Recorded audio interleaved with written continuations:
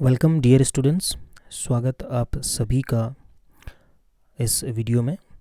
पुष्प की संरचना के बारे में हमने पिछले भाग में पढ़ा था। ठीक है, चैप्टर 2 हम लोग पढ़ रहे हैं, पुष्पी पादपों में लैंगिक प्रजनन।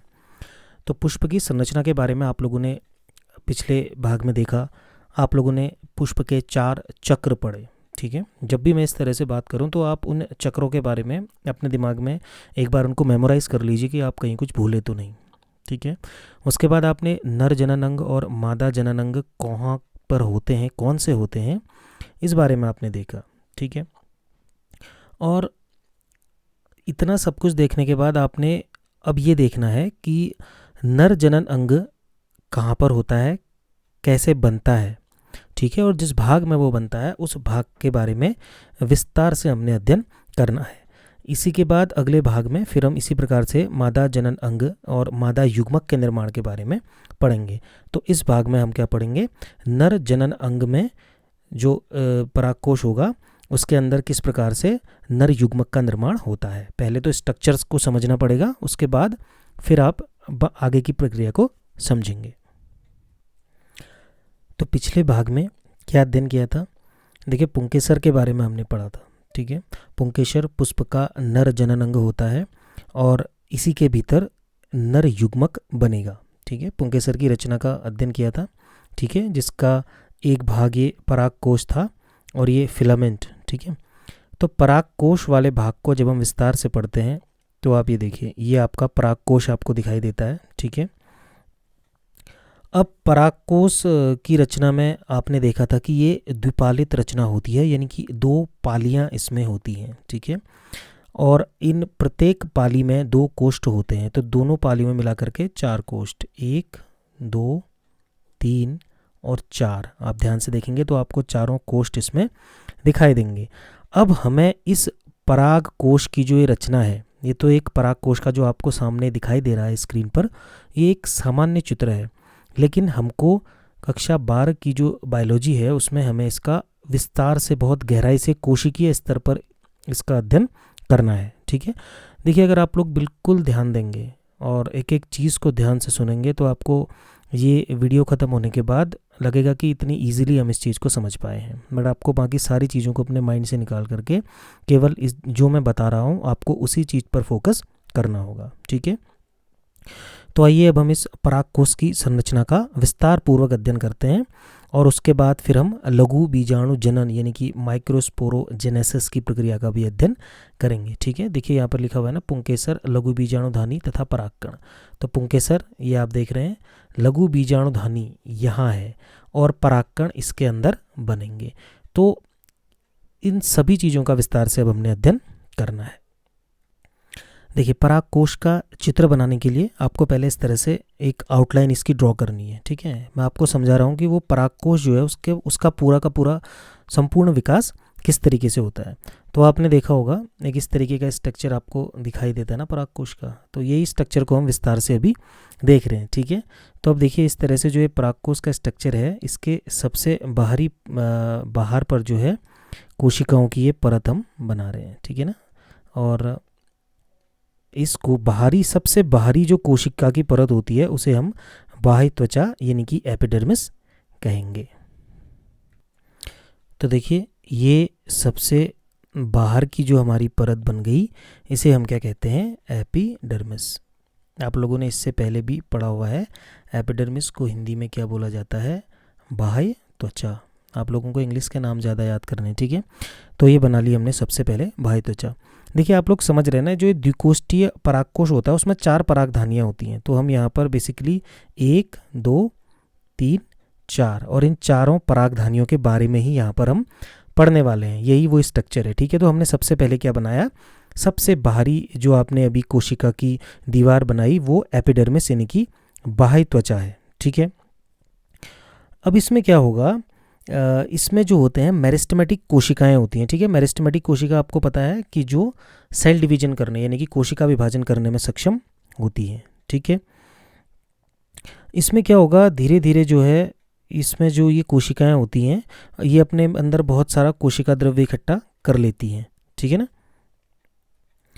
अगर आप इतना स्ट्रक्चर समझ गए हैं तो सबसे ज़रूरी चीज़ पर आपको जिस बात पर ध्यान देना है, अब आपको ये देखना है कि जो ये 4 कोने हैं इस परागकोश के, ठीक है, इन 4 कोनों पर पहला कोना यहाँ पर एक कोशिका बनेगी, एक कोशिका इस कोने पर बन जाएगी, और एक कोशिका इस कोने पर बन जाएगी, और एक कोशिका यहाँ इस कोने पर बन जाएगी, ठीक है।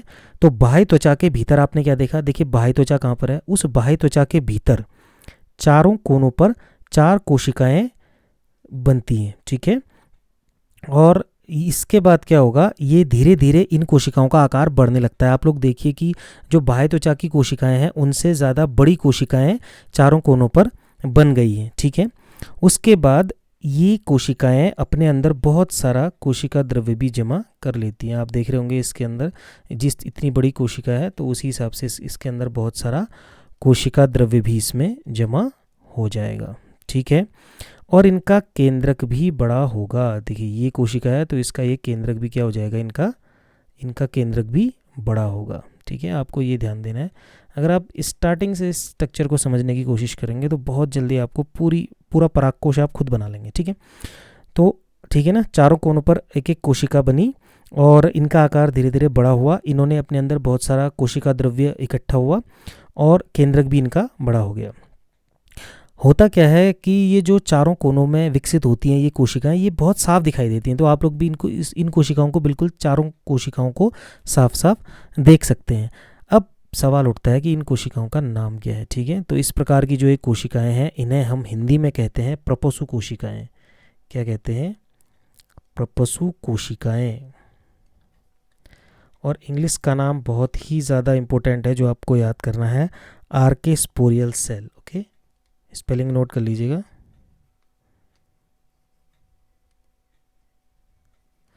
आर्केस्पोरियल सेल, ठीक है ना। आर्केस्पोरियल सेल, अगर वहाँ नहीं दिख रहा होगा तो मैं इसको यहाँ पे लिख देता हूँ, ठीक है ना।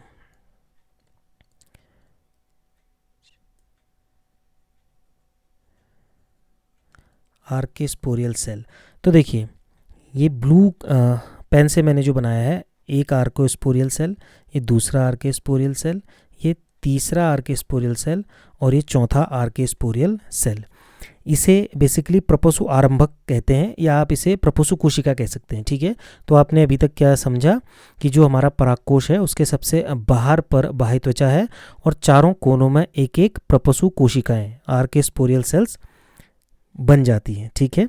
तो अब हमें ये देखना है कि इन कोशिकाओं में ऐसा क्या परिवर्तन होगा, ठीक है। अब देखिए चारों कोनों में एक एक कोशिका बनी है, ठीक है। तो सिंपल सी बात है कि जैसा परिवर्तन इस वाले कोने में होगा सेम वही परिवर्तन इस कोने में भी होगा, बिल्कुल वैसा ही परिवर्तन इस कोने में भी होगा और बिल्कुल वैसा ही यहाँ भी होगा, क्योंकि ये जो इसमें कितने कोष्ठ हैं, 4 कोष्ठ आपके हैं। तो जैसा परिवर्तन इस एक कोष्ठ में होगा वैसा ही सभी में होगा। तो अब हमको ये देखना है कि इस प्रपसु कोशिका से आगे को कैसे विकास होता है।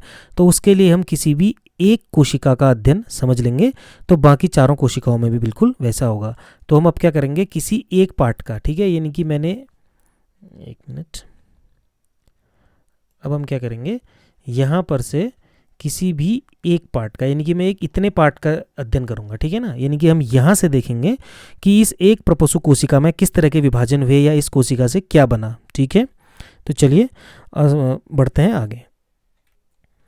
चलिए अब हम क्या करेंगे, परागकोश के किसी एक भाग का अध्ययन करेंगे जहाँ पर हमारी आर्केस्पोरियल सेल है, ठीक है ना। तो क्योंकि वो चारों कोनों में है इसलिए हम किसी भी एक कोने का अध्ययन कर लेंगे। तो हम उसका एक कोना ऐसे ड्रॉ कर सकते हैं, ठीक है। क्या बनाया था हमने, इस प्रकार से हमारे पास क्या था, बाह्य त्वचा का स्तर था, ठीक है। ये आपका एपिडर्मिस है, इससे पहले भी मैंने इसको बनाया था एपिडर्मिस, ठीक है ना। तो यहाँ पर आप लिख लेंगे एपिडर्मिस। उसके बाद हमने क्या देखा था कि यहाँ पर एक कोशिका जो है चारों कोनों में एक एक बन रही है। तो ये हम एक ही कोना ले रहे हैं क्योंकि, तो इसलिए हम इस कोशिका को क्या लिख देंगे, नाम इसका आर्केस्पोरियल सेल। तो ये कोशिका कौन सी हो गई, आर्केस्पोरियल सेल, नाम याद रखना आपको, ठीक है, आर्केस्पोरियल सेल। अब क्या होगा, जब ये आर्केस्पोरियल सेल यहाँ पर अपना विभाजन करेगी या इसके अंदर जो भी चीज़ें घटित होंगी, उस समय इस पूरे परागकोश में जितनी भी अन्य कोशिकाएं होती हैं वहाँ पर या तो कोशिका विभाजन रुक जाएगा या फिर कोशिका विभाजन जो है बहुत धीमी गति से होगा, यानी कि परागकोश का सारा ध्यान जो है इस आर्केस्पोरियल सेल पर ही होगा। ठीक है, तो अब आपको आर्केस्पोरियल सेल पर ध्यान देना है। ठीक है ना, तो जो आर्केस्पोरियल सेल होती है इसमें सबसे पहले एक पेरिक्लिनल डिवीजन होता है। क्या होता है? पेरिक्लिनल डिवीजन, जिससे अगर हम हिंदी में बोलें तो परिणत विभाजन कहा जाता है। ठीक है ना, परिणत विभाजन। क्या कहा जाता है? परिणत विभाजन। देखिए, ये समझने से पहले आपको थोड़ा सा एक चीज़ और समझनी पड़ेगी कि जो दो प्रकार के विभाजन होते हैं, एक होता है पेरिक्लिनल डिवीजन और एक होता है एंटीक्लिनल डिवीजन। जो पेरिक्लिनल डिवीजन होता है उसमें तल के समानांतर विभाजन होता है। ठीक है, जिससे परतों की संख्या में वृद्धि होती है। जैसे एक कोशिका है तो इसमें जब कोशिका विभाजन होगा तो इस तरह से होगा कि ये ऊपर को इसकी परतें बढ़ती रहेंगी। ठीक है ना, ये हो गया आपका पेरिक्लिनल डिवीजन। और दूसरा जो एंटीक्लिनल डिवीजन होता है उसमें क्या होगा? तल के लंबवत। ठीक है ना, इससे परतों में कोशिका की संख्या की वृद्धि होती है। जैसे ये पहली परत है, ठीक है ना, ये पहली परत है, ये दूसरी परत है, तीसरी परत है। अब अगर ये परतें कैसे बनी हैं? क्योंकि ये पहली वाली कोशिका में पेरिक्लिनल डिवीजन हुआ तो दूसरी बनी, दूसरी में हुआ तीसरी बनी। ठीक है, लेकिन अगर इस पहली वाली कोशिका में एंटीक्लिनल डिवीजन होगा तो ये ऐसे बढ़ेगा। ठीक है ना, इस तरह से। ठीक है, इस तरह से, समझ रहे हैं आप? तो ये हो गया। ठीक है ना, एंटीक्लिनल डिवीजन। तो इसी प्रकार से जो ये, तो अब आप समझ गए होंगे कि पेरिक्लिनल डिवीजन और एंटीक्लिनल डिवीजन क्या होता है। तो मैंने क्या कहा आपसे, जो ये आर्केस्पोरियल सेल होती है इसमें पेरिक्लिनल डिवीजन होगा। ठीक है, इस आर्केस्पोरियल सेल में पेरिक्लिनल डिवीजन यानी कि परिणत विभाजन होता है। ठीक है, अब जब इसमें परिणत विभाजन होगा,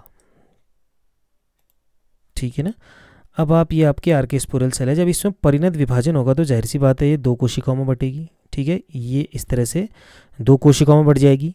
आर्केस्पोरियल सेल दो कोशिकाओं में बटने की तैयारी कर रही है। ठीक है, तो दो भागों में ये बट गई है। इसका ऊपर का भाग, ठीक है, यानी कि ये वाला जो भाग है, देखिए ये कौन सा भाग है जो कि एपिडर्मिस की तरफ को है। ये एपिडर्मिस है ना आपकी, ये एपिडर्मिस है। तो एपिडर्मिस की तरफ को जो वाला इसका भाग है इसको हम बोल देंगे प्राथमिक भित्तीय कोशिका। ठीक है, क्या बोला जाएगा? प्राथमिक भित्तीय कोशिका। देखिए उसने कोशिका विभाजन किया ना, तो पहली कोशिका क्या बनाई? प्राथमिक भित्तीय कोशिका। अब इसका इंग्लिश में भी नाम लिखना ज़रूरी है, प्राइमरी पैराइटल सेल। ठीक है, आप अगर हिंदी के नाम नहीं भी याद करेंगे चलेगा, बट इंग्लिश के बहुत इंपॉर्टेंट हैं। Primary parietal cell. ठीक है, देखिए आर्केस्पोरियल सेल जो आपके पास थी इसमें पेरिक्लिनल डिवीजन हुआ और उसके बाद इसने दो कोशिकाएं बनाई, जिसमें से पहली कोशिका है प्राथमिक भित्तीय कोशिका यानी कि प्राइमरी पैराइटल सेल। और जो ये अंदर की तरफ को है, ठीक है ना, ये भी तो एक कोशिका बनी ना, अभी दो कोशिकाएं बन गई। ये जो अंदर की ओर वाला भाग है इसे हम प्राथमिक बीजाणुजन कोशिका कहेंगे। क्या कहेंगे? प्राथमिक बीजाणुजन कोशिका। इसका भी आपको इंग्लिश वाला नाम याद करना है, primary sporogenous cell. Okay, primary sporogenous cell. देखिए कंफ्यूज नहीं होना है, बिल्कुल भी सिंपल है। ठीक है ना, मैं आपको एक बार इसको फिर से बताता हूं कि अभी तक इसमें क्या हुआ है। ठीक है ना, देखिए एक बार फिर से ध्यान से देखिए। आपके पास क्या था? परागकोश जो है उसके चारों कोनों में एक एक कोशिका, जो कि अपने आप के अंदर बहुत सारा साइटोप्लाज्म यानी कि कोशिका द्रव्य जमा करके और अपने केंद्र को बहुत बड़ा करके विकसित होती है। और परागकोश में सबसे ज़्यादा अलग तरीके की जो कोशिका दिखाई देती है उसे हम कहते हैं आर्केस्पोरियल सेल। ठीक है, जो मैंने ग्रीन कलर से बनाई है आर्केस्पोरियल सेल, मार्क भी किया हुआ है। ठीक है, जब इस आर्केस्पोरियल सेल में पेरिक्लिनल डिवीजन यानी कि परिणत विभाजन होता है तो ये दो भागों में बढ़ जाती है। ठीक है, बीच में जो रेड लाइन खींची है उसके बाद अब ये आर्केस्पोरियल सेल नहीं रही, अब ये दो भागों में बढ़ गई, जिसमें से पहला भाग कौन सा है? पहला भाग है प्राथमिक भित्ति कोशिका जिसे हम कहते हैं प्राइमरी पैराइटल सेल, और दूसरा भाग है प्राइमरी स्पोरोजीनस सेल। ठीक है ना, प्राइमरी स्पोरोजीनस सेल। तो अब मैं क्या करता हूँ, देखिए हम ऐसा करेंगे कि इसे मिटा देंगे। अब मैं आर्केस्पोरियल सेल को मिटा देता हूँ। ठीक है, क्योंकि अभी आर्केस्पोरियल सेल किस में विभाजित हो चुकी है? प्राथमिक भित्ति कोशिका और प्राइमरी पैराइटल सेल और प्राइमरी स्पोरोजीनस सेल में ये विभाजित हो चुकी है। ठीक है ना, तो आप ऐसे भी कह सकते हैं कि जो आर्केस्पोरियल सेल थी वो जो है दो भागों में बढ़ गई, जिसमें कि जो एपिडर्मिस की तरफ वाला भाग है उसे प्राइमरी पैराइटल सेल कहते हैं और जो भीतर की तरफ वाला भाग है उसे प्राइमरी स्पोरोजीनस सेल कहते हैं। तो अब आपके पास एक ऐसा स्ट्रक्चर है जिसमें परागकोश के कोने पर एपिडर्मिस है और उसके अंदर प्राइमरी पैराइटल सेल है और उसके अंदर प्राइमरी स्पोरोजीनस सेल है। अब हम यहाँ से आगे को बढ़ेंगे। देखिए अभी तक आपने क्या पढ़ा कि जो आर्केस्पोरियल सेल थी आपके पास, ठीक है ना, जो आपके पास आर्केस्पोरियल सेल थी जिसे हम प्रपसु कोशिका कह रहे थे, उसमें विभाजन हुआ, वो दो कोशिकाओं में बढ़ गई। पहली हो गई प्राइमरी पैराइटल सेल और दूसरी हो गई प्राइमरी स्पोरोजीनस सेल। ठीक है, अब सबसे पहले बात करते हैं पहली वाली कोशिका के साथ क्या हुआ, यानी कि जो प्राइमरी पैराइटल सेल है उसके साथ क्या हुआ। ठीक है, बाकी फिर नीचे वाली कोशिका के बारे में हम बाद में बात करेंगे। ठीक है ना, पहले स्टेप वाइज पढ़ेंगे। तो प्राइमरी पैराइटल सेल में क्या होता है, मान लीजिए आपकी ये प्राइमरी पैराइटल सेल है। ठीक है ना, वैसे अगर मैं आपको इस चित्र में दिखाऊं कि हम किस कोशिका की बात कर रहे हैं, तो हम बात कर रहे हैं इस कोशिका की। ठीक है, यानी कि जो ये वाला भाग है, अब ये वाला भाग कौन सा है जिसको मैंने पूरा रेड कर दिया, प्राइमरी पैराइटल सेल। ठीक है ना, ये जो केवल रेड किया है केवल आप इस भाग की बात कर रहे हैं। ठीक है ना, जो ये रेड बनाया, तो इस प्राइमरी पैराइटल सेल की बात हम कर रहे हैं कि इसका विभाजन अब कैसे होगा। ठीक है, चलिए देखिए, तो ये प्राइमरी पैराइटल सेल है। ठीक है, ये है प्राइमरी पैराइटल सेल। अब इस प्राइमरी पैराइटल सेल का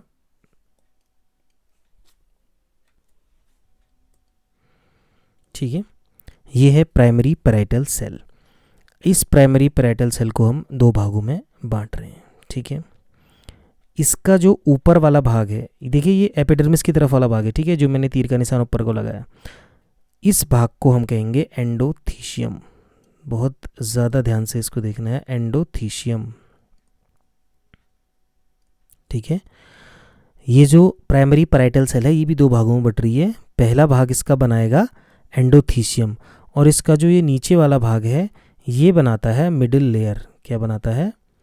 मिडिल लेयर। देखिए मिडिल माने होता है मध्य, लेयर माने परत, यानी कि मध्य परत, यानी कि बीच की परतें बनाएगा। ठीक है, तो आपने क्या देखा कि जो ये प्राइमरी पैराइटल सेल है ये भी विभाजित होकर के, देखिए कैसा विभाजन, इसमें भी पेरिक्लिनल और एंटीक्लिनल दोनों प्रकार के विभाजन होंगे, जिसके फलस्वरूप ये प्राइमरी पैराइटल सेल दो भागों में बढ़ जाएगी।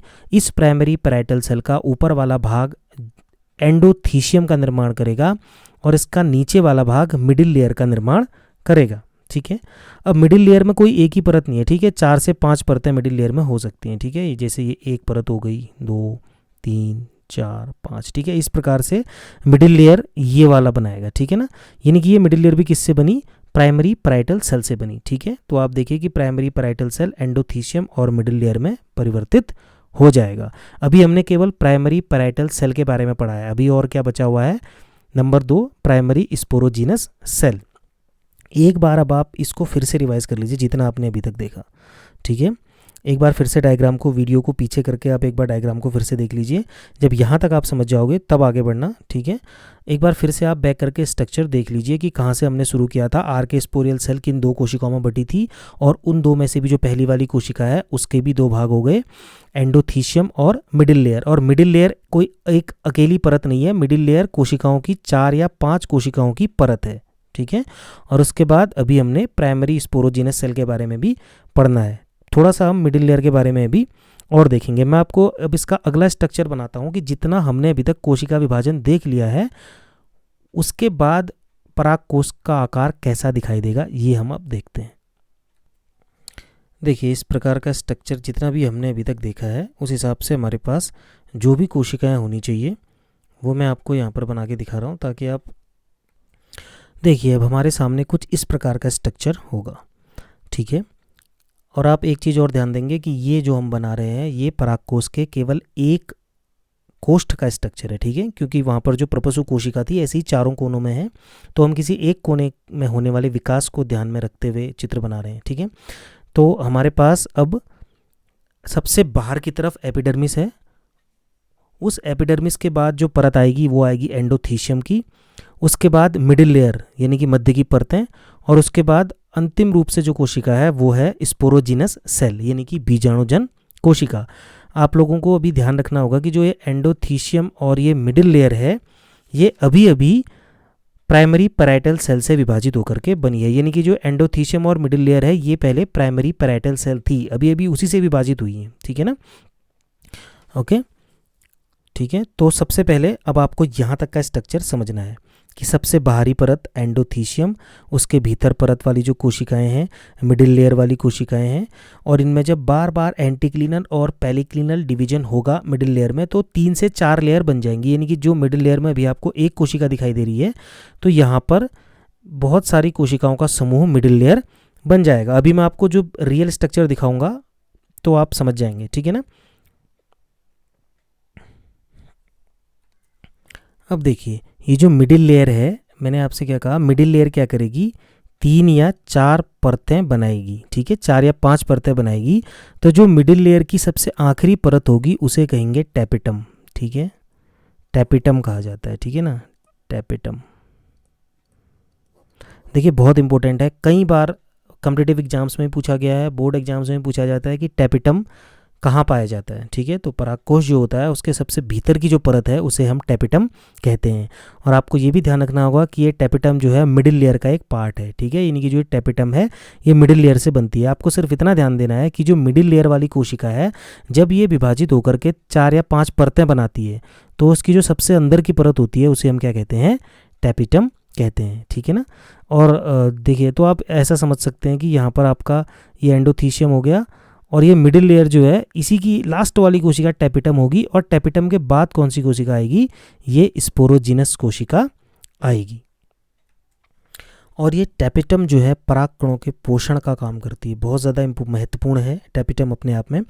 तो अभी तक आप क्या समझे कि जो प्राइमरी पैराइटल सेल आपके पास थी, ठीक है, आप लोग इसको जब अपनी कॉपी में ड्रॉ करेंगे तो आप समझ जाएंगे कि जहाँ से शुरुआत हुई है। देखिए, क्योंकि ये बहुत लेंदी है और बहुत गहराई से इसको समझना पड़ता है, इसीलिए आपने जो कॉपी में अपने चित्र बनाया होगा उसमें जब आपने नाम लिखा होगा कि प्राइमरी पैराइटल सेल कहाँ पर थी, फिर उसने विभाजित होकर के क्या बनाया, ठीक है ना, तब आप इसको समझ पाएंगे। तो अब आप ये देखो कि प्राइमरी पैराइटल सेल जो थी उसने सबसे बाहर की ओर जो उसमें जब विभाजन हुआ तो उसके सबसे बाहर की ओर जो कोशिका बनी वो एंडोथीशियम बनी, अभी भी आपको दिखाई दे रही होगी एंडोथीशियम। उसके बाद मिडिल लेयर का निर्माण हुआ, एंडोथीशियम के बाद मिडिल लेयर का निर्माण हुआ। मैंने क्या कहा कि मिडिल लेयर भी 4 या 5 परतों की बनेगी और उसकी भी सबसे भीतरी जो परत बनेगी उसे हम टैपिटम कहते हैं, जो कि पोषण का काम करती है। और इस टैपिटम के बाद क्या आएगा, स्पोरोजिनस सेल, यानी कि ये बीजाणुजन कोशिका जो होगी वो इस टैपिटम के बाद आएगी, ठीक है। एक बात और आपको ध्यान में क्या रखनी है कि जो मिडिल लेयर की परतें होती हैं वो जितनी ज़्यादा होंगी संख्या में, ठीक है, यानी कि मिडिल लेयर जितनी ज़्यादा मिडिल लेयर की परतें जितनी ज़्यादा होंगी परागकोश की भित्ति उतनी ही मोटी होती है, ठीक है। अगर नॉर्मली हम देखें तो 3 कोशिकाओं की परत से 5 कोशिकाओं की परत तक जो है ये मिडिल लेयर बनाती है। सबसे आखिरी कोशिका उसकी जो सबसे लास्ट लेयर होगी वो हमेशा टैपिटम होगी, ठीक है ना, वो हमेशा क्या होगी, टैपिटम होगी। तो आपने अभी तक की सभी कोशिकाओं के साथ क्या हुआ ये देख लिया। अब आपके पास सिर्फ एक कोशिका बची है जिसके बारे में आपको पढ़ना है, वो है स्पोरोजिनस सेल। अन्य जितनी भी कोशिकाएं थी उनमें जितना विभाजन होना था हो गया है। अब आपके पास स्पोरोजिनस सेल यानी कि बीजाणुजन कोशिका बची है। फिर जब हम सारी कोशिकाओं का विभाजन देख लेंगे फिर मैं आपको परागकोश का विस्तृत स्ट्रक्चर जब दिखाऊंगा तो आप समझ जाएंगे। अभी मैं आपको इन कोशिकाओं के निर्माण के बारे में बता रहा हूँ, ठीक है। ओके, तो अब हमारे पास एक कोशिका बची है जिसके बारे में हमें जानना है कि उस कोशिका के साथ क्या हुआ। वो कोशिका है बीजाणुजन कोशिका यानी कि स्पोरोजीनस सेल। ठीक है, अब इस स्पोरोजीनस सेल में होने वाले विभाजन के बारे में हम पढ़ेंगे। ठीक है, होगा क्या, ये जो बीजाणुजन कोशिका है इसका जो केंद्रक है वो विभाजित होकर के बहुत सारे केंद्रकों का निर्माण करेगा। ठीक है, जो ये बीजाणुजन कोशिका है इसका जो केंद्रक है ये विभाजित होकर के बहुत सारे केंद्रकों का निर्माण करेगा। देखिए इतने सारे केंद्रकों का निर्माण इसके अंदर हो रहा है। ठीक है, अनगिनत केंद्रकों में टूट जाएगा, या आप ऐसा भी कह सकते हैं कि इसका जो केंद्रक था यानी कि स्पोरोजीनस सेल का जो केंद्रक था वो बहुत सारे केंद्रकों में टूट गया। ठीक है, अब ये जो सभी छोटे छोटे केंद्रक हैं इन, या देखिए केंद्रक का मतलब कोशिका ही है, प्रत्येक कोशिका केंद्रक के बाहर से फिर आवरण बन जाता है तो वो एक कोशिका का निर्माण कर लेती है। तो जितने भी ये छोटे छोटे केंद्रक आपको दिख रहे हैं इन्हीं को हम क्या कहेंगे, अब जितने भी आपको ये रेड कलर में दिखाई दे रहे हैं अब इन्हें हम कहेंगे लघु बीजाणु मात्र कोशिका। ठीक है, लघु बीजाणु मात्र कोशिका बहुत ज़्यादा इम्पोर्टेंट है, लघु बीजाणु मात्र कोशिका, और इसको इंग्लिश में कहते हैं माइक्रोस्पोर मदर सेल। ओके, क्या कहते हैं, माइक्रोस्पोर मदर सेल। कहाँ से आया, आपसे पूछा जाएगा कि ये माइक्रोस्पोर मदर सेल यानी कि लघु बीजाणु मात्र कोशिका अचानक से कहाँ से टपक पड़ा, तो आप कहेंगे कि जो बीजाणुजन कोशिका यानी कि स्पोरोजीनस सेल थी, अब ये स्पोरोजीनस सेल कहाँ थी, आप थोड़ा सा पीछे देखेंगे तो मैंने आपको प्रपसु कोशिका से जितनी भी कोशिकाएं बनी हैं उनको पूरा विस्तार से आपको बताया है। ठीक है, पराग कोश के कोने में कैसे प्रपसु कोशिका चारों कोनों में बनी, उस कोशिका का 2 भागों में विभाजन हुआ, फिर उसके पहले भाग ने भी 2 कोशिकाएं बनाई, फिर मिडिल लेयर बनी। ठीक है, आप विस्तार से देखेंगे एक एक पॉइंट तो सब समझ में आएगा आपको। तो लास्ट कोशिका हमारे पास बची थी बीजाणुजन कोशिका, तो उसके केंद्रक ने क्या किया, विभाजित होकर के बहुत सारे छोटे छोटे केंद्रक बनाए, अनगिनत केंद्रक बनाए, जिनको हमने क्या कहा, लघु बीजाणु मात्र कोशिका यानी कि माइक्रोस्पोर मदर सेल कहा। ठीक है, तो अब आपके पास क्या क्या आ गया, लघु बीजाणु मात्र कोशिका आ चुकी है। ये बहुत इंपॉर्टेंट कोशिका है, आगे का सारा प्रोग्राम इसी कोशिका के द्वारा होगा।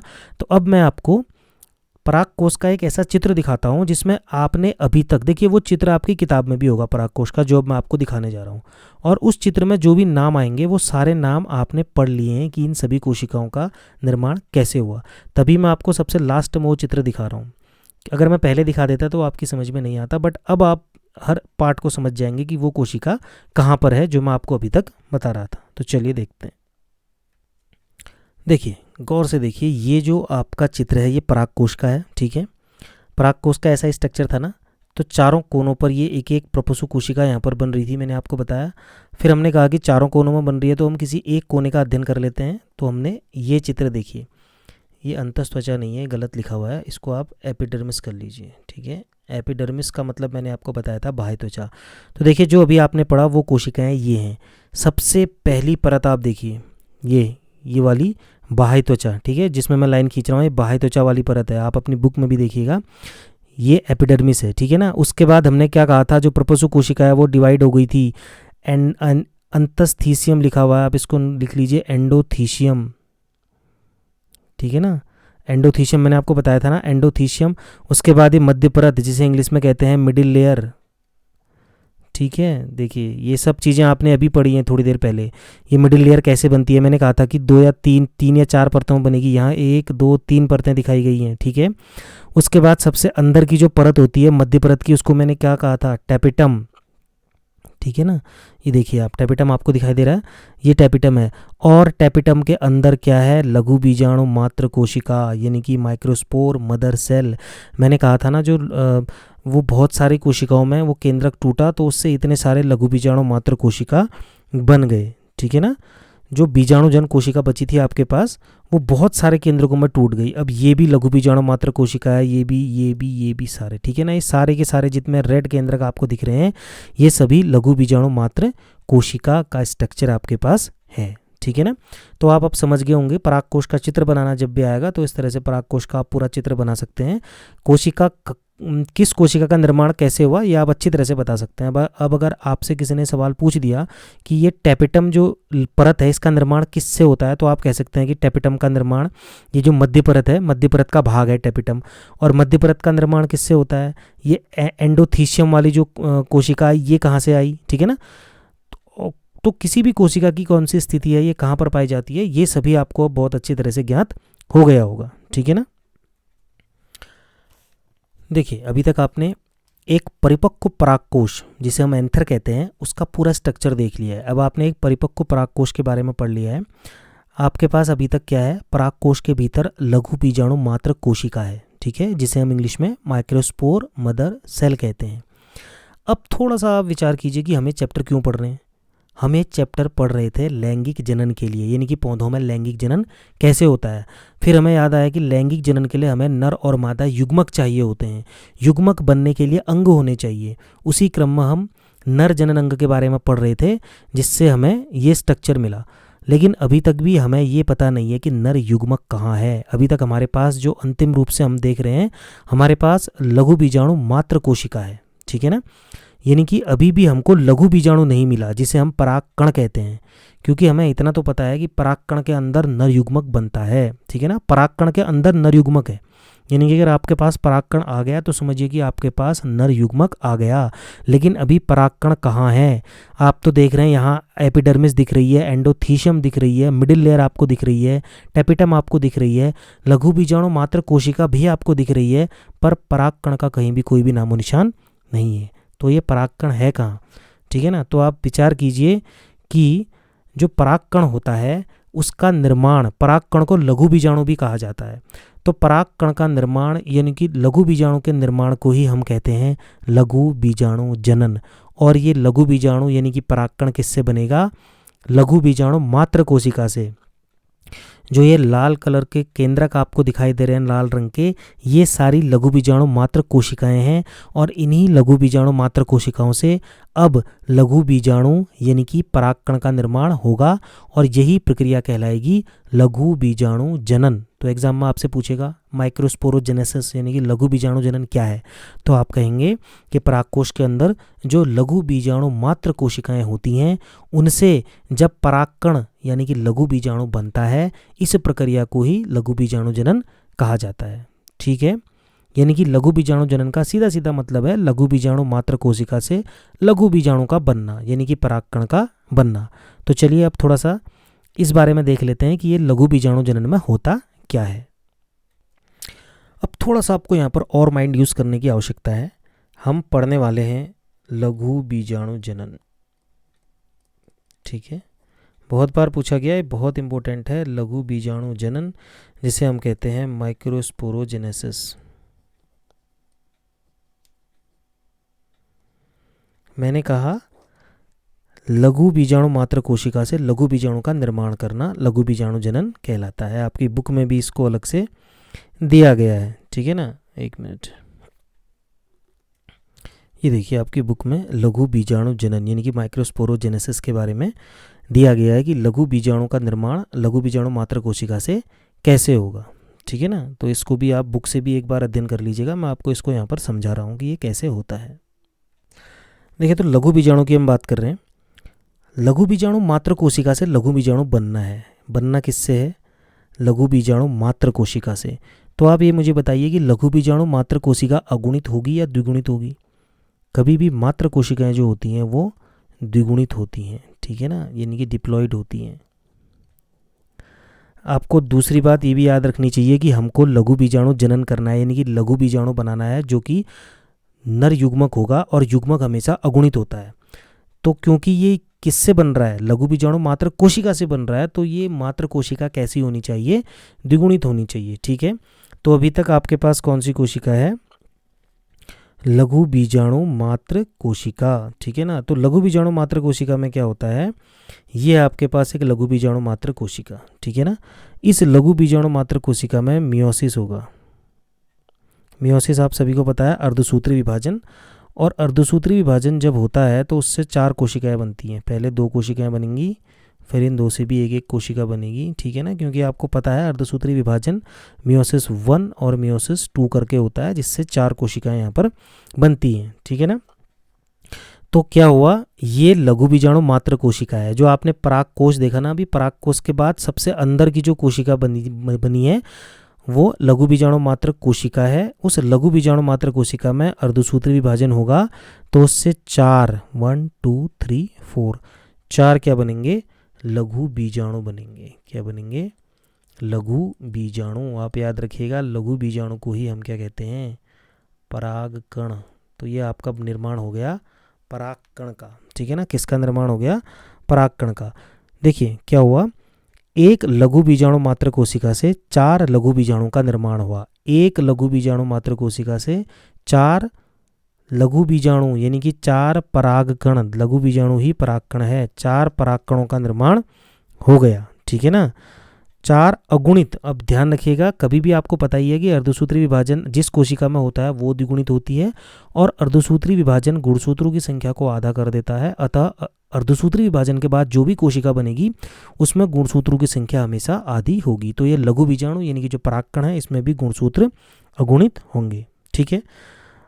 अब ऐसा नहीं है कि ये जो लघु बीजाणु होते हैं ये नॉर्मली जो 4 लघु बीजाणु होते हैं चतुष्क के रूप में होते हैं। चतुष्क का मतलब आप देखिए इस तरह से एक स्ट्रक्चर बना लेते हैं, 4 जो है इस तरह से होते हैं, ठीक है ना, चतुष्क के रूप में होते हैं, 4 एक साथ होंगे, ठीक है ना। तो आपने देखा कि लघु बीजाणु मात्र कोशिका से लघु बीजाणु बनने की प्रक्रिया लघु बीजाणु जनन कहलाती है, जिसमें कि लघु बीजाणु मात्र कोशिका में अर्धसूत्री विभाजन होता है, जिससे कि 4 लघु बीजाणु चतुष्क के रूप में हमको प्राप्त होते हैं। अब ये जो चतुष्क होता है यानी कि जो 4 का इनका सेट होता है, ये अलग अलग प्रकार के होते हैं। मैं एक इमेज के माध्यम से आपको इसको समझाता हूँ। तो ये चतुष्क आप देखिए इतने प्रकार के हैं, यानी कि 5 प्रकार के चतुष्क हैं। यहाँ पर आप देख सकते हैं ये रैखिक यानी कि लीनियर है, ठीक है ना। सम द्विपार्श्विक यहाँ पर आप देख सकते हैं, ठीक है। टी आकार का आपको यहाँ पर दिखाई देगा, और ये चतुष्फलकी यानी कि टेट्राहेड्रल है। तो इस प्रकार से जो है ये परागकण यानी कि लघु बीजाणु आपस में मिलते हैं, ठीक है ना। तो ये आपके सामने जो स्ट्रक्चर है ये परागकण का यानी कि लघु बीजाणु का स्ट्रक्चर है, यानी कि ये एक परागकण है, ठीक है ना। ये एक परागकण है, ये एक परागकण है, दूसरा, तीसरा, चौथा, ठीक है ना। ये 4 परागकण एक साथ हैं, ठीक है ना। ये यानी कि परागकण ही या लघु बीजाणु जो है ये आपके पास आ चुका है। तो अब हम क्या करेंगे, इतना हमने पढ़ लिया है, तो एक बार हमें देख लेते हैं कि आखिर ये लघु बीजाणु या परागकण दिखता कैसा है। अब हम और गहराई में जा करके एक बार परागकण का स्ट्रक्चर भी देख लेते हैं, क्योंकि यही वो परागकण है जो कि मादा जनन अंग यानी कि पुष्प के मादा जनन अंग वाले भाग पर जाएगा। आपने पढ़ा होगा कि वर्तिकाग्र जो होता है वो परागकणों को ग्रहण करता है, और परागकण जो है उसके बाद पराग नलिका बना करके मादा भाग तक जाते हैं। हालांकि हमने अभी मादा भाग का विस्तार पूर्वक वर्णन नहीं किया है, लेकिन जब हम नर भाग को पूरा पढ़ लेंगे उसके बाद हम फिर मादा भाग के बारे में पढ़ेंगे। तो यहाँ पर आप ये देख लीजिए कि जो परागकण है, एक बार उसका स्ट्रक्चर भी देख लेते हैं कि परागकण आखिर कैसा दिखता है रचना में। देखिए ये वो चतुष्क है, देखिए जो मैं आपको अभी दिखा रहा था, ये 4 के जोड़े में इस तरह से परागकण एक साथ होते हैं, चतुष्क बनाते हैं, ठीक है ना। और ये विभिन्न प्रकार के परागकणों का चित्र आप यहाँ पर देख सकते हैं। ये परागकण है और ये भी परागकण का ही चित्र है, ठीक है ना। ये सारे के सारे परागकण के स्ट्रक्चर आपको बाहर से देखिए आप, ये बिल्कुल कांटेनुमा स्ट्रक्चर है। होता क्या है कि जब वर्तिकाग्र पर ये परागकण गिरता है तो ये जो बाहर का इसका कांटे वाला स्ट्रक्चर होता है स्पाइनी, इस वजह से इसे जो है चिपकने में मदद मिलती है स्टिग्मा के साथ, ठीक है ना। तो परागकण का स्ट्रक्चर आप देख रहे हैं, परागकण जो है एक अगुणित कोशिका होती है, ठीक है ना। तो इसका एक मेन स्ट्रक्चर मैं आपको दिखा देता हूँ। देखिए ये है आपके सामने लघु बीजाणु, ठीक है, लघु बीजाणु या परागकण, ठीक है ना। लघु बीजाणु या परागकण का स्ट्रक्चर ये आपके सामने है। तो ध्यान से देखिएगा, सबसे बाहरी परत जो है बिल्कुल आपको जो कांटे वाला जो स्ट्रक्चर मैंने आपको दिखाया था, बेसिकली आप देखेंगे तो ये ऐसा दिखता है, ठीक है ना। इसे बोला जाता है सबसे बाहर वाले परत को एक्साइन। क्या बोला जाता है, एक्साइन, यानी कि बाह्य परत आप इसे कह सकते हैं, ठीक है। बाह्य चोल इसे बोला जाता है हिंदी में। तो ये कांटे वाला जो स्ट्रक्चर है इसे हम एक्साइन कहते हैं, ठीक है ना। ये बनता है स्पोरोपोलेनिन से। किससे बनता है, स्पोरोपोलेनिन। बहुत बार पूछा गया है, जो परागकण है उसकी सबसे बाहरी परत जो होती है वो किसकी बनती है, वो बनती है स्पोरोपोलेनिन की। नाम क्या है, एक्साइन, ठीक है। ये कांटे वाला जो भी आप स्ट्रक्चर देख रहे हैं जिसका नाम एक्साइन है, ये स्पोरोपोलेनिन से निर्मित होता है, ठीक है। उसके बाद अंदर वाला भाग आप देखिए, ये आपको दिखेगा अंदर वाला भाग जिसे हम कहते हैं इंटाइन, ठीक है ना। ये वाला भाग आप देख रहे हैं, ठीक है ना। तो 2 प्रकार के भाग आपने देख लिए, एक्साइन और इंटाइन, ठीक है। इसके बाद क्या होता है, इसके भीतर जो इंटाइन वाला भाग है वो पतली झिल्लीनुमा रचना है, ठीक है, पेक्टिन और सेलुलोज की बनी होती है। इंटाइन या अंतःचोल आप उसे कह सकते हैं। एक्साइन को आपने जैसे बाह्यचोल कहा तो इंटाइन को आप अंतःचोल कहेंगे, ठीक है ना। अब ये जो इंटाइन होता है इसका महत्व क्या है, देखिए आपने देखा होगा कि जो परागकण जब मादा जनन अंग के वर्तिकाग्र पर गिरता है तो वहाँ पर जो है उससे पराग नलिका बनती है। तो ये इंटाइन वाला भाग ही होता है, ये जो आप देख रहे हैं अंदर, ये इंटाइन वाला भाग ही होता है जो कि बाद में पराग नलिका बनाता है। पराग नलिका बाहर कहाँ से निकलेगी, इस तरह के जो छेद आपको दिखाई दे रहे हैं, एक आपको यहाँ पर दिखाई दे रहा होगा, एक आपको यहाँ पर दिखाई दे रहा है, एक आपको यहाँ पर दिखाई दे रहा है। तो जो इंटाइन वाली लेयर है ये यहाँ से बाहर निकलती है और जिस रास्ते बाहर निकलती है इसे कहा जाता है जर्मपोर। क्या कहा जाता है, जर्मपोर। यानी कि जो इंटाइन वाली लेयर है ये पराग नलिका बन करके इसी जर्मपोर के माध्यम से बाहर निकलेगी, ठीक है। और ये जो लघु बीजाणु होता है ये नर युग्मकोद्भिद यानी कि मेल गैमेटोफाइट की पहली कोशिका होती है, इसका भी आपको ध्यान रखना है, ठीक है। तो आपने लघु बीजाणु यानी कि परागकण का स्ट्रक्चर देख लिया, exine layer, intine layer, germ pore होता है अंदर, फिर इसके आप केंद्रक देख रहे हैं और एक कोशिका द्रव्य दिखाई आपको दे रहा है, ठीक है ना। चलिए यहाँ पर भी आप देख सकते हैं एक्साइन, इंटाइन, ठीक है ना, ये लेयर्स आपको यहाँ पर भी इसमें दिखाई देंगी। अब होता क्या है, जब परागण होता है, ठीक है ना, देखिए मैंने क्या बोला, परागण, परागकण और परागण में अंतर है, ठीक है ना। परागकण तो ये है जो आप चित्र देख रहे हैं, लेकिन परागण का मतलब क्या होता है, पॉलिनेशन जिसे हम कहते हैं, ठीक है ना। परागण होता है जब ये परागकण उड़ करके मादा वाले भाग पर जाएगा या किसी अन्य माध्यम से, कीट के माध्यम से, हवा के माध्यम से इस वर्तिकाग्र पर गिरेगा, वो प्रक्रिया परागण कहलाती है, ठीक है ना। तो जब परागण होता है यह वर्तिकाग्र पर पहुंचेगा तो इसके अंदर दो कोशिकाएं और बनेंगी। उस समय क्या होता है, इसके अंदर दो कोशिकाओं का निर्माण होता है, यानी कि उस समय होती हैं इसके अंदर ये दो कोशिकाएं। ये देखिए ये वेजिटेटिव सेल है जिसे हम कहेंगे कायिक कोशिका, ठीक है ना। वेजिटेटिव सेल क्या कहलाती है, कायिक कोशिका कहलाती है। और ये जनरेटिव सेल जिसे हम कहते हैं हिंदी में जनन कोशिका, क्या कहेंगे, जनन कोशिका। तो इस पराग कण के अंदर आपको ये देखिए, अभी मैंने आपको एक्साइन लेयर के बारे में बताया था ना, एंटाइन लेयर के बारे में, ये केंद्रक वगैरह। तो इसके अलावा यहाँ पर दो कोशिकाएं और होती हैं, एक होती है कायिक कोशिका, दूसरी होती है जनन कोशिका, ठीक है ना। जो जनन कोशिका होती है वो छोटी होती है, ठीक है, जो कायिक कोशिका होती है वो आकार में बड़ी होती है। आप देख लीजिए ये पूरा जो है ये वेजिटेटिव सेल है इसकी, और ये जनन कोशिका इतनी छोटी सी है इसकी, ठीक है ना। तो जनन कोशिका जो होती है उसके अंदर कोशिका विभाजन होता है तो दो नर युग्मक बनते हैं। आपको इतना ध्यान रखना है कि जो ये जनरेटिव सेल है ये विभाजित होकर के दो नर युग्मक बनाती है। क्या बनाएगी, नर युग्मक, ठीक है ना। देखिए तो नर युग्मक कितने होते हैं ये भी देख लीजिए, दो नर युग्मकों का निर्माण होता है। तो अब यहाँ पर आप देखिए कि जो परागकण है इसमें टोटल कितनी कोशिकाएं हो गई, जब यानी कि जब ये परागकण वर्तिकाग्र पर गिर रहा होगा उस समय इसके अंदर कितनी कोशिकाएं होंगी, 3 कोशिकाएं, ठीक है ना। पहली तो ये कायिक कोशिका हो गई, वेजिटेटिव सेल, ठीक है ना, ये बड़ी वाली कायिक कोशिका। दूसरी ये जो जनन कोशिका थी इसने दो भागों में बट गई, नर युग्मक, ये तो ये भी कोशिका हो गई। तो पहली कोशिका, दूसरी कोशिका और तीसरी कोशिका। तो उस समय परागकण में 3 कोशिकाएं होती हैं, ठीक है। अब ये परागकण जो आपके सामने है ये बिल्कुल मादा जनन अंग यानी कि वर्तिकाग्र के माध्यम से अंडे को निषेचित करने के लिए बिल्कुल तैयार है, ठीक है। देख लीजिए आपने क्या क्या पढ़ा, परागकोश का स्ट्रक्चर आपने देखा, ठीक है ना। ये जो परागकोश है इस परागकोश का आपने विस्तार से अध्ययन किया, ठीक है ना। उसके बाद आपने इसमें बहुत सारी परतों के बारे में देखा, फिर आपने देखा कि कैसे लघु बीजाणु मात्र कोशिका से लघु बीजाणु यानी कि परागकण का निर्माण होता है, और उस परागकण का स्ट्रक्चर भी आपने पढ़ लिया, ठीक है। तो इस भाग में आपने परागकोश की रचना, उसके भीतर परागकण कैसे बने यानी कि लघु बीजाणु जनन की प्रक्रिया पढ़ी, फिर आपने लघु बीजाणु यानी कि परागकण की संरचना देखी। नर भाग हमने अब समझ लिया है और नर युग्मक बनने तक का समझ लिया है। लास्ट तक मैंने आपको ये पढ़ा दिया है कि कैसे 2 नर युग्मक जनन कोशिका के द्वारा बनते हैं। अब लैंगिक जनन के लिए नर युग्मक का निर्माण यहाँ पर हो चुका है। तो अब अगले भाग में हम ऐसे ही मादा जनन अंग के अंदर मादा युग्मक बनने के बारे में पढ़ेंगे विस्तार से, ठीक है। तब तक ये जो अभी तक आपको पढ़ाया है इसको बार बार आप देखिए, तभी आपकी समझ में आएगा। कॉपी में नोट कीजिए, याद कीजिए, अध्ययन कीजिए, ठीक है ना, तब आपकी समझ में आएगा। चलिए मिलते हैं अगले भाग में, टिल देन टेक केयर।